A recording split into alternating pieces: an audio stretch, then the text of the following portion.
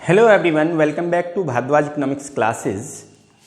Class 10th का marketing and sales चल रहा है, जिसमें हम पढ़ रहे हैं यूनिट 1 मार्केटिंग मिक्स। इससे पहले हमने पिछली वाली वीडियो में पढ़ा था प्रोडक्ट पढ़ा था और प्राइस पढ़ी थी। अब प्राइस में ही आगे हम आज पढ़ेंगे प्राइसिंग टेक्निक्स, यानी कि प्राइस को कैसे निर्धारित किया जाता है कि इसकी प्राइस कितनी होगी, उसमें कौन सी टेक्निक्स अपनाई जाती हैं, वो आज हम पढ़ेंगे इसमें। तो स्टार्ट करते हैं। Pricing strategy of marketing mix. Price को निर्धारित करने वाली स्ट्रेटजीज कौन सी अपनाई जाती हैं मार्केटिंग मिक्स में, उसे हम पढ़ रहे हैं। There are some popular price techniques are as follows. तो कुछ टेक्निक्स हमने यहाँ लिखी हुई हैं जो पॉपुलर हैं। इससे तो बहुत सारी टेक्निक्स होती हैं प्राइस को फिक्स करने की, तो यहाँ कुछ हमने लिखी हैं। इसमें 4 हम पढ़ेंगे। 4 कौन कौन सी होंगी? फर्स्ट होगी कॉस्ट प्लस प्राइसिंग, सेकंड होगी आर बेस्ड प्राइसिंग, थर्ड होगी पेनिट्रेशन प्राइसिंग और फोर्थ होगी स्कीमिंग। इन्हें 4 को हमें इस वीडियो में पढ़ना है। तो स्टार्ट करते हैं कॉस्ट प्लस प्राइसिंग। सिंपल सी बात है, अच्छे से समझ ले, पहले इसको थोड़ा सा समझ ले कॉस्ट प्लस प्राइसिंग क्या होती है। लेकिन सबसे पहले तो आपको यह समझना जरूरी है कि कॉस्ट और प्राइस में क्या अंतर होता है। कॉमन हम बोल देते हैं इसकी कॉस्ट क्या है, इसकी प्राइस क्या है, तो समझना है कॉस्ट और प्राइसिंग में अंतर होता है। कॉस्ट का मतलब होता है लागत, यानी कि कॉस्ट का मतलब है कि उस वस्तु को बनाने में कितना पैसा लगा हुआ है, यानी कि उसकी लागत कितनी आई है, वो होती है कॉस्ट। प्राइस का मतलब होता है कि जो लागत आई उसमें उस बिजनेसमैन का प्रॉफिट भी शामिल है जिसने उसे बनाया, तो वो होती है प्राइस। ठीक है। सपोज किसी बुक को बनाने में 200 रुपीज़ लगे, तो क्या वो बिजनेस पर्सन जिसने वो बुक बनाई है वो क्या 200 रुपये में ही सेल कर देगा, उसको 200 रुपये लिख देगा उसके ऊपर? नहीं। तो फिर उसे क्या मिलेगा? तो सपोज वो उसमें 50 रुपये उसे भी चाहिए, तो वो क्या लिखेगा? उसके 100 और 250 लिखेगा, तो वो उसकी प्राइस हो जाएगी। जो उसमें लिखेगा वो मिलना है उसे मार्केट से, तो उसे बोलेंगे प्राइस। आपको बहुत अच्छे से समझ में आया होगा। तो इसी को क्या कहते हैं? कॉस्ट प्लस प्राइसिंग टेक्निक कहा जाता है, जिसे हम अभी पढ़ने जा रहे हैं। तो आप समझ लीजिए, a common way to make pricing decisions is to calculate how much it cost to do a particular job और एक्टिविटी। ये कॉमन वे है प्राइसिंग, जो कीमत रखने का, कीमत निर्धारित करने का एक कॉमन वे है। इसमें क्या है, जो भी काम किया जाता है उसको सबसे पहले उसकी कॉस्ट को कैलकुलेट कर लिया जाता है, उसमें लागत कितनी आएगी वो कैलकुलेट कर लिया जाता है। पर्टिकुलर जॉब या एक्टिविटी, जो भी काम किया जा रहा है उसमें लागत कितनी आएगी वो कैलकुलेट कर लिया जाता है। एंड देन, और उसके बाद add on a given percentage as a return for the job और एक्टिविटी। उस जॉब या एक्टिविटी के लिए, उस काम के लिए जितने परसेंट एंटरप्रेन्योर ने, या एंटरप्रेन्योर बोल सकते हैं या बिजनेसमैन बोल सकते हैं या ओनर बोल सकते हैं, उसने जो परसेंटेज तय की है प्रॉफिट की, कि इतना प्रॉफिट मुझे चाहिए, इतना परसेंट प्रॉफिट मुझे चाहिए, उसे और ऐड कर दिया जाता है। Add on a given percentage as a return for the job और activity. This is sometimes known as markup. और कभी कभी हम इसे क्या बोलते हैं? मार्कअप। जो ऊपर लिखा जाता है, जो उसके कॉस्ट से ज्यादा लिखा जाता है, जो प्रॉफिट उसे चाहिए, उसे मार्कअप भी बोला जाता है। तो एक एग्जांपल से समझ लेते हैं। सपोज कि कोई बिजनेसमैन है, वो एक कार रिपेयर करने का काम स्टार्ट करता है। कार रिपेयर करने में, सपोज वो कार में बहुत सारे काम होते हैं, लेकिन वो उस पूरे काम के तो कोई पैसे फिक्स नहीं कर सकता। तो सपोज हम यहां पर मान के चलते हैं कि वो एक सेल्फ रिपेयर करता है, सेल्फ जिससे गाड़ी स्टार्ट होती है, तो उसका काम स्टार्ट करता है। तो उसने क्या करा कि उसे जो सेल्फ को रिपेयर करने के प्राइस कितनी रख ली कि 100 रुपीज, तो उसने उसकी रख ली। उसमें क्या क्या शामिल किया? उसमें किया कि वो जो लेबर चार्ज वगैरह है वो लगाएगा उसके पार्ट्स से अलग। पार्ट्स जो है वो कस्टमर को लाने होंगे, उसने अपना एक नियम बना लिया, पार्ट्स तो कस्टमर लाएगा, हम केवल रिपेयर करेंगे, उसमें लेबर चार्ज हमारी जो है वो 100 रुपये होगी और प्लस उसे 25% उसे प्रॉफिट उसमें चाहिए जो उसने काम खोला हुआ है। तो 25% का मतलब 25 रुपये, तो इसका मतलब है कि रिपेयर करने की कुल कीमत कितनी हो जाएगी, 125 रुपये। तो इसे हम कहेंगे कॉस्ट प्लस प्राइसिंग टेक्निक। तो ये एग्जांपल समझ लिए। अ बिजनेस में decide that to do a small repair job on a car पर एक छोटा काम, यानी कि जो भी एक कोई पर्टिकुलर काम कार को ठीक करने का एक काम लिया गया, उसने सोचा इसे काम को करना है। और इंक्लूडिंग, उसमें क्या क्या इंक्लूड किया गया, एक प्रेमिसेस जहां पर कार ठीक होती है उसकी जगह, इंफ्रास्ट्रक्चर उसमें जो भी टूल्स वगैरह लगेंगे, इलेक्ट्रिसिटी लगेगी, वो सारी चीजें जो भी खर्चा होगा उसका इंफ्रास्ट्रक्चर में आ गया। लेबर चार्जेस, उसमें लेबर जो है वो सब शामिल किया गया, बट एक्सक्लूडिंग पार्ट्स, लेकिन पार्ट्स को उसमें शामिल नहीं किया गया। पार्ट्स जो खराब होगा वो कस्टमर लाएगा, ये उसमें पहले रूल बना दिए गए।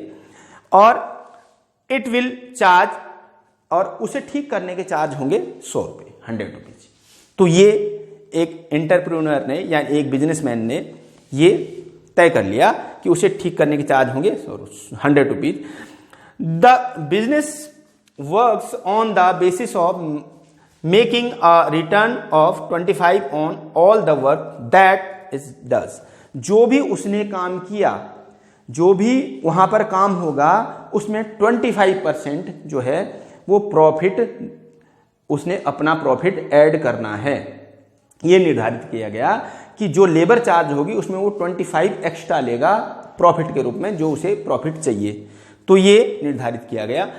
It therefore charge the customers ₹125। तो इसलिए जो कस्टमर से चार्ज लिए जाएंगे वो कितने लिए जाएंगे, 125 रुपये लिए जाएंगे। तो ये समझ में आ गया होगा। तो एग्जाम्पल, तो इसे बोलते हैं कॉस्ट प्लस प्राइसिंग। अब सेकंड है hour based pricing. Hour based pricing ये बहुत सिंपल सी टर्म है कि जहां पर इस तरह के काम नहीं होते, जैसे ऊपर हमने कोई एक पर्टिकुलर काम करने का एक गैराज खोल लिया या कोई काम खोल लिया, उसमें एक निर्धारित कर दिया कि इस काम के इतने पैसे हैं, वहां लेबर लगा दी। कभी कभी कैसा होता है कि एक छोटे मोटे काम होते हैं जिनको ऐसे करना सिंगल पर्सन करता है, या तो वहां पर क्या है, वो क्या होता है, आर बेस्ड प्राइसिंग होती है। वहां पर क्या होता है, वो घंटे के हिसाब से काम लेता है, कितने घंटे उसने काम किया उसके पैसे लेता है, तो उसे आर बेस्ड प्राइसिंग कहा जाता है। Many small business are able to work out what their cost are on the basis of every hours of the work they do। जितने घंटे वो काम करते हैं उसके बदले में वो पैसे चार्ज करते हैं, और जो काम करने वाला वो पैसे चार्ज करता है। तो इस तरह की जो प्राइसिंग स्ट्रेटेजी होती है या टेक्निक होती है उसे आर बेस्ड प्राइसिंग कहा जाता है। एक एग्जांपल ले लेते हैं इसका भी, जैसे कि फॉर गार्डनिंग, कोई माली होता है, वो देखेगा, आप उसे बुलाते हैं तो वो दिन भर तो काम करेगा नहीं, माली का काम है थोड़े 2 घंटे में काम पूरा हो जाएगा। तो वो 2 घंटे का काम डेली का देखेगा कि 2 घंटे का काम, उसके अकॉर्डिंग आपको पैसे बता देगा कि भाई इतने पैसे मुझे चाहिए, 2 घंटे आपके यहाँ काम करूंगा। 1 घंटे का काम है तो 1 घंटे का काम करूंगा। तो जैसे गार्डनिंग है या साइन बोर्ड राइटिंग है, कोई बोर्ड लिखवाने चले गए आप, तो उसके पैसे वो समय टाइम के हिसाब से बताएगा, क्योंकि बोर्ड छोटा बड़ा हो सकता है। मैं बड़ा बोर्ड ले गया, आप छोटा बोर्ड लिखवाने के लिए ले गए, तो वो क्या करेगा, सबको एक तो नहीं बता सकता। बड़े बोर्ड के में ज़्यादा टाइम लगेगा तो ज़्यादा पैसे बताएगा, छोटे बोर्ड में कम टाइम लगेगा तो टाइम के अकॉर्डिंग। तो वो साइन बोर्ड राइटिंग है। जैसे फोटोग्राफी है, फोटोग्राफी मान लो पूरे दिन का काम है कहीं पर, तो उसके हिसाब से टाइम पैसे लिए जाएंगे। 1 घंटे का काम है तो उसके हिसाब से पैसे लिए जाएंगे। तो इस तरह से एटसेट्रा बहुत सारे काम ऐसे होते हैं जो क्या होते हैं, आर बेस्ड प्राइसिंग के बेस पर होते हैं। तो वहां पर प्राइसिंग किस बेस पर रखी थी, घंटों के हिसाब से काम। The business owner is then able to charge standard rate per hour. तो वो जो बिजनेस ओनर है वो स्टैंडर्ड पर आर के हिसाब से, यानी पर घंटे के हिसाब से, प्रति घंटे के हिसाब से चार्ज करता है। तो इसे कहा जाता है आर बेस्ड प्राइसिंग। तो आपको 2 प्राइसिंग टेक्निक समझ में आ गई होंगी। इसका स्क्रीनशॉट ले लें इनके नोट्स बना लें। इसके बाद 2 टेक्निक्स और पढ़ते हैं।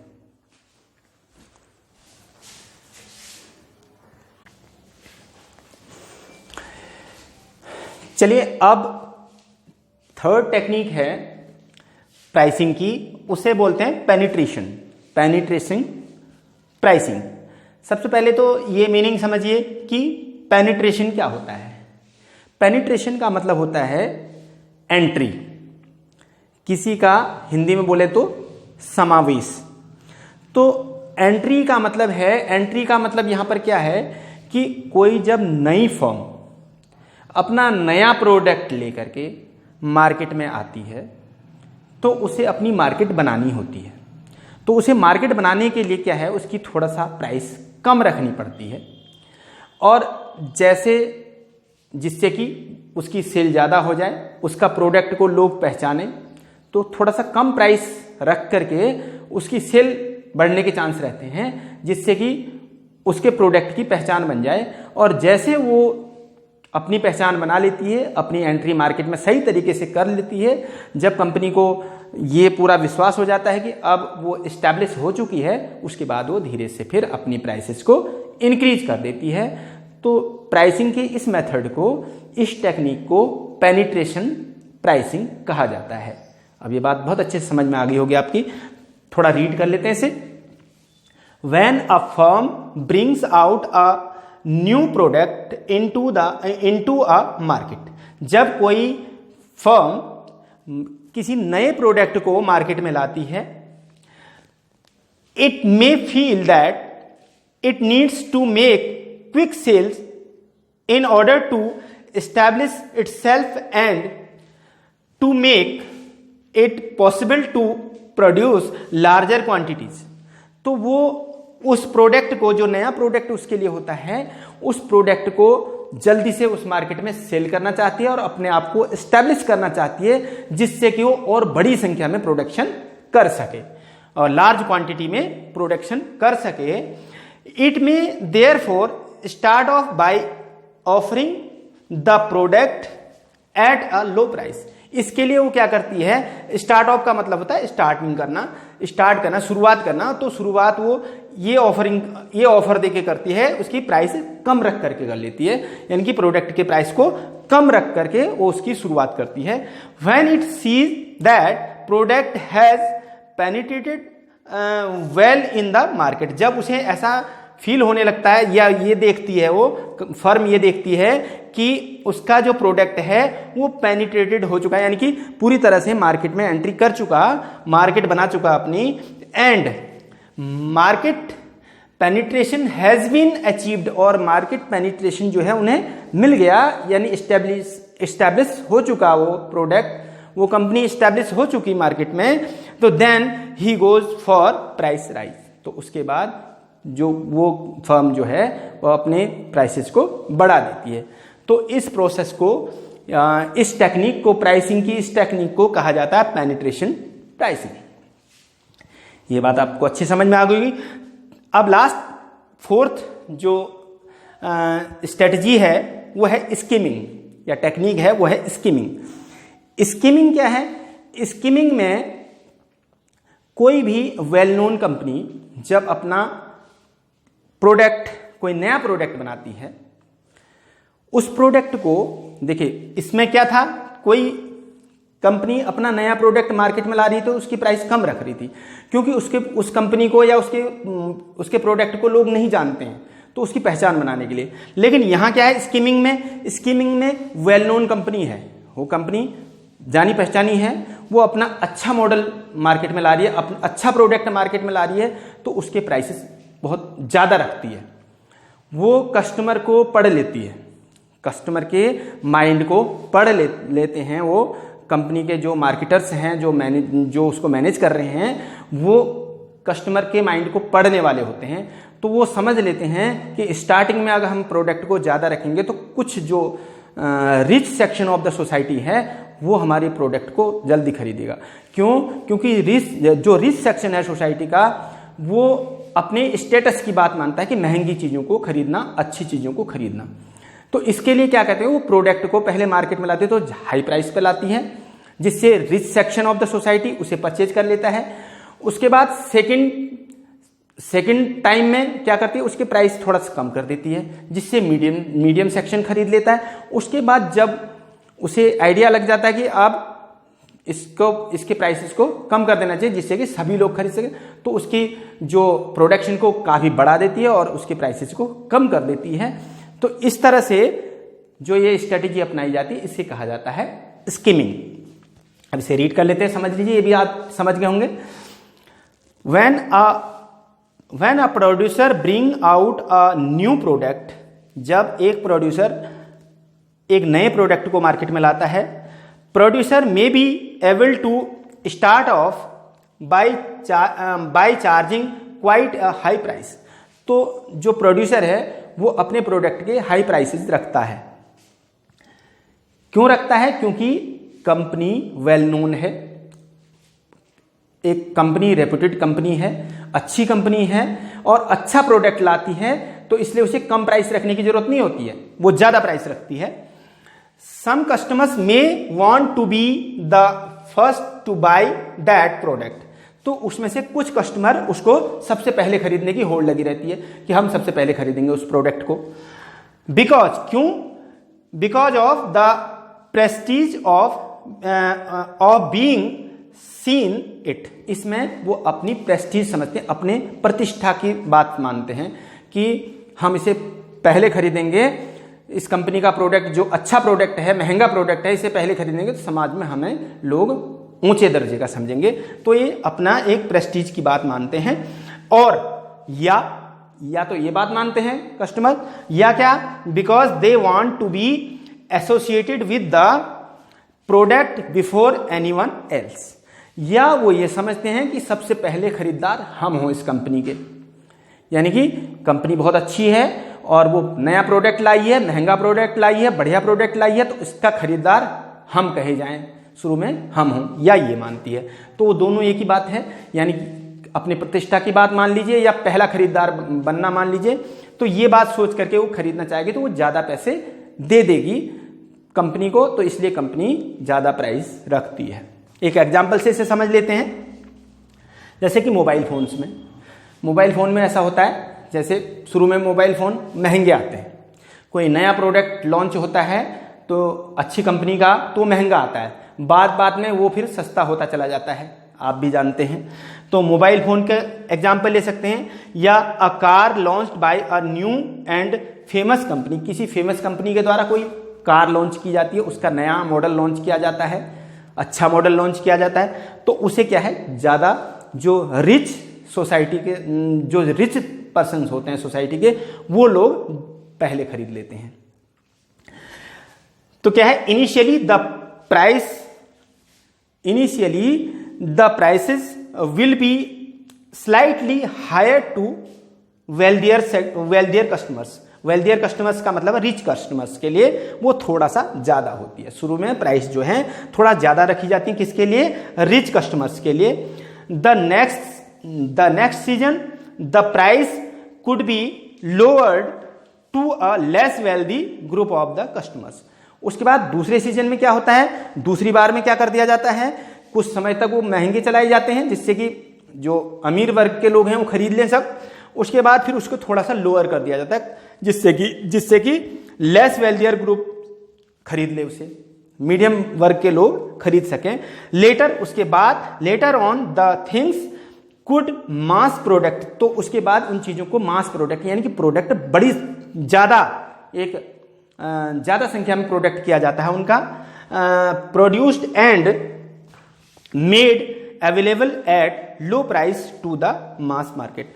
तो उसके बाद एक ज्यादा उसको प्रोडक्ट प्रोड्यूस किया जाता है और एक मार्केट में एक बल्क के रूप में, यानी कि ज्यादा रूप में मार्केट में पहुंचाया जाता है, प्राइस कम कर दी जाती है जिससे कि वो ज्यादा सेल उसकी हो जाए। और इस तरह की स्ट्रेटजी, जो प्राइसिंग की ये स्ट्रेटजी कहलाती है स्कीमिंग, इसे बोलते हैं स्कीमिंग।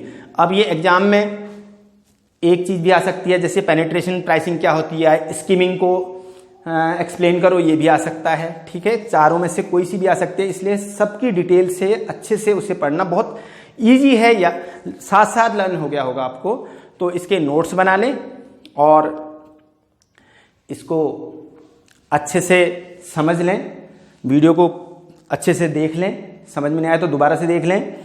और अगर आपको ये अच्छा लगता है तो इसके लिए शेयर कर लें, लाइक कर लें, और सब्सक्राइब ना किया हो तो सब्सक्राइब कर लें प्लीज़। Thank you.